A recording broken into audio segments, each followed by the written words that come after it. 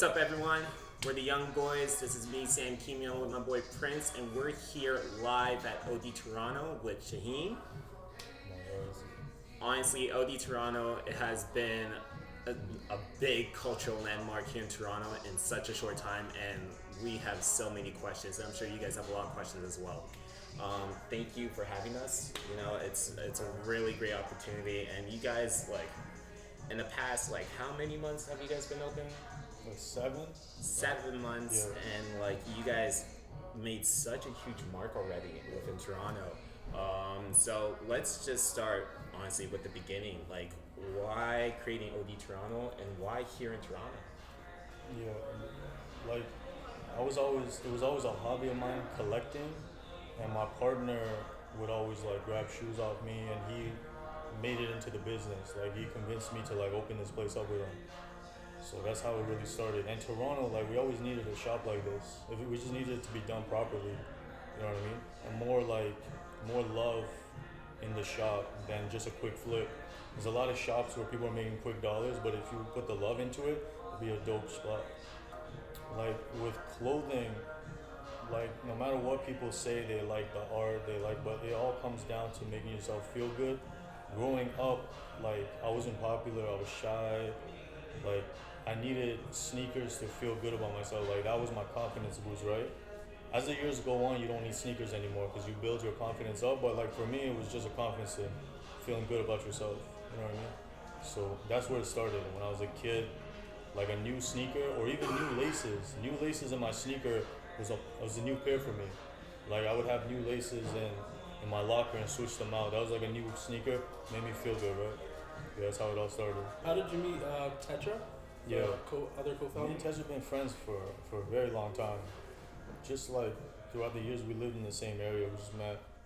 Our personalities just like we're like really good friends. Were you born and raised in Toronto, or? I was born in Iran. I came here when I was young. So I was raised in Toronto. Uh, Yeah. I'm gonna be honest. Yeah, when I first started looking up Tetra and what he's done, I swear to God, I thought he was like the Banksy of Toronto. Like, Yeah. what is like, what's his personality?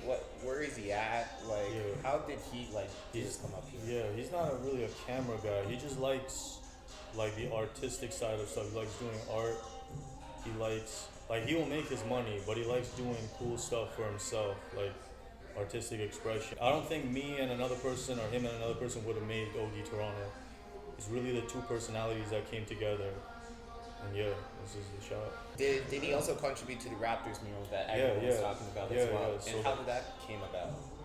it was just came about like we're thinking of earlier doing a billboard like for the Kawhi thing, and like conversation just kept growing, and then he was like, let's just put it on the front of the building, and like his ideas sometimes are ridiculous, like they're too crazy, right? So I didn't know he was serious until we started getting the people together. He made the design for the wall, and we put it up. Yeah, it's crazy. For a lot of people, this seems like you have you have like probably the best collection in Canada. I don't know if there's anyone better. How were you guys even able to like collect all of these things? Because I know there's probably like some grills you have that couldn't just come from just throwing money at it. Like you guys have to Yeah. have like some connections or some kind of. So yeah, how did you keep on growing your collection? Like what I like more than like just the items we have is like the stories behind it, the actual culture. I really don't care about like wearing a sneaker anymore, like for the status. I like the stories behind it. So like with that in mind, like meeting people, like they feel like when you're not just trying to make a quick dollar. Some of these things like people want to just see go to a dope place. You know what I mean? A lot of things we bought wasn't just like, here I have this money, like sell me that. It's just like getting to know people, connections, just being nice to a random person that'll introduce you to another guy. So a lot of big collectors in the world aren't known. They're not on Instagram. Like if you go on Instagram, the biggest collectors are nobodies. They don't have nothing compared to people who just don't want to show it off.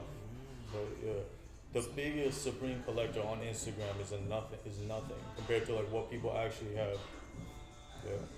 Off of like a long time ago, you didn't have that much money. How did you get enough to start a store like this? Like really reselling and having a business partner in Tetra who can like jumpstart it, right? But you'd also have to be able to make money from these flips. Anybody can buy anything for like top dollar, so you have to try to find a good connect, like a good network where you buy it low, try to sell it high. But yeah, but coming up, like just reselling, like I don't think anybody has money for these sneakers if it wasn't for reselling. Like little kids are buying like $2,000 sneakers, like it's whatever. Back in the day, if I heard $500, I'd go, what the fuck? Yeah. Seriously, $500 for a sneaker back in the day? What the fuck? Is there any like crazy stories about any of like the things you've collected that you know by the top of your head? Like our deck collection, like when we were buying it, we bought a lot of them in bulk, and we had to find a way to get it from Phoenix. So like it was a long road trip, Wait, to you get guys those drove decks. there? Like we landed in LA, and then we had to go to Phoenix, and like from LA to Phoenix there's no lights in those mountains. There's nothing. Hilarious. Yeah, and it was just a crazy, that was probably my best memory. Like personally, me and my friends who went down for that. And that turned out to be our biggest flip ever. Like that whole collection, maybe we paid 200K, maybe, and like now it's over $1 million, right? Jesus. So like a lot of these things we bought before it was this crazy. It was like when the culture was still in it. Now it's really just about the status. Yeah, nobody knows anything behind these like decks or these box logos. They're not just T-shirts and decks. There's stories behind them. I'm really wondering, what's your clientele here at OD Toronto? Because we've talked with a bunch of like resellers, and some of them say like sometimes it's their mom pulling up with like a couple bands just to like buy their kid like a Supreme box logo. So who's your clientele here in OD Toronto that buys most of these stuff? Like it ranges completely. Like little kids who saved up, moms who want to buy their kids something, like just family members, people in suits that actually wear this stuff outside of work. It ranges. It's not what you would think is the customer. I thought opening this up it would be like the hype beasts. It's really not. The hype beasts, they all can get it cheaper. Like if you really hustle, you can get anything in the store for cheaper. It's really like the other people who don't want to go meet up in a subway. You know what I mean? Yeah. Meet up in Scarborough Town Center in the food court to buy a t-shirt. Too many Too many experiences. Like to save $50, it's everybody else who doesn't have time for that Scarborough Town Center meetup. Going about also your clientele, we've seen a lot of celebrities now dropping by. We've seen Quavo, we've seen also some Supreme influencers like coming by. Yeah. How do you get do they just know about OD Toronto? Like how do they realize this is the spot to check out? Yeah, word of mouth, right? And it's not always like the celebrities that come in. The celebrities really, they don't know anything when they go into different cities. It's their mutual friends, it's their network of influencers who will tell you, when they go to Toronto, they'll tell them, yeah, hit up OD Toronto, you know what I mean? And we're right downtown, so there is really nothing like this around here because they all stay in the hotels around this area. So it's the location is perfect. Is there a celebrity you want them to definitely check out this store? Like if there's one that you had to choose, which one would you want to really pop by here? Man, maybe comedians or something. I like Lil Duval. Yeah. More comedians. I like their take on sneakers. Yeah. You know what I mean? As opposed to celebrities. I couldn't think of a celebrity. Andrew Schultz? Andrew Schultz is hilarious. Gotta get him in here. All right, we're getting Andrew Schultz right Schultz. here. Hold on. Andrew, Andrew, come through. come through, bro. Come through. We'll do everything. We'll make it up. Actually, the history of Supreme, and I saw your recent video where you were talking about the Kate Moss and everything. There's so much history behind it. How do you try to other than videos, do you try to tell your customers about it? Because there's so many, as you said, there's so much history and so many stories about these great stuff, and it feels kind of, knowing how passionate you are, it feels pretty disappointing that there's a lot of people that don't know about this. Yeah, Supreme is rich streetwear history. Even James Jebbia was working under Sean Stussy, right? Like, and he started Union a lot. Like, Union made a collab with Jordans. It's the first time people heard about Unions. You know what I mean? But Union was started by James Jebbia too. There's a crazy history. We try to keep like certain pieces in the shop. So like if a conversation does come up, I can educate someone on a piece at the shop. Right? So I don't want all new shit at the shop, but I want some like artifacts to talk to them about. And the story helps. We try to post stories. We try to do videos. It's hard to make like videos about this shit because I want to try to make it funny. Sometimes there's nothing funny about a t-shirt. So it's fucking hard to put these videos out. And like my face as it is super serious. So man, it's only like, man, I've tried smoking weed. Seriously, I've tried smoking weed before these videos, and then it's just too much weed, and we don't make the video at all. Oh. Yeah, seriously, there's been times like my videographer knows. One time we came in here early, and like, let me smoke before we start, and we didn't do the video. I was just too high. I'm like, I can't look at a camera right now. Yeah, so man, it's hard doing it, but like, I'll get better at it. I never used to be a camera person. I don't have like my Instagram. I have no photos of myself. You know what I mean? So I'm still getting better and better at making these things. Eventually, we'll document everything. We'll document all the cool pieces. We'll get there eventually. So bear with us.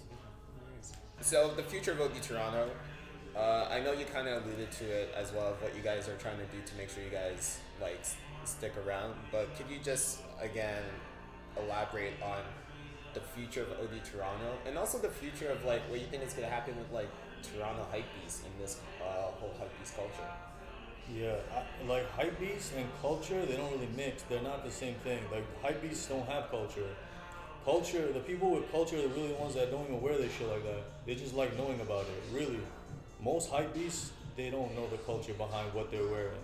They just know the price. That's really good. That's the difference between the hypebeasts and like the actual fans. So like the future, who knows? It'll probably be more bullshit. Like in the future, it'll be more about the money, less about the culture.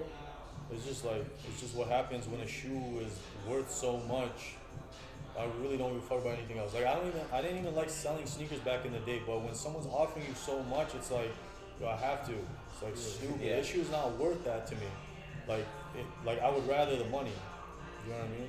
So the future is probably is looking terrible.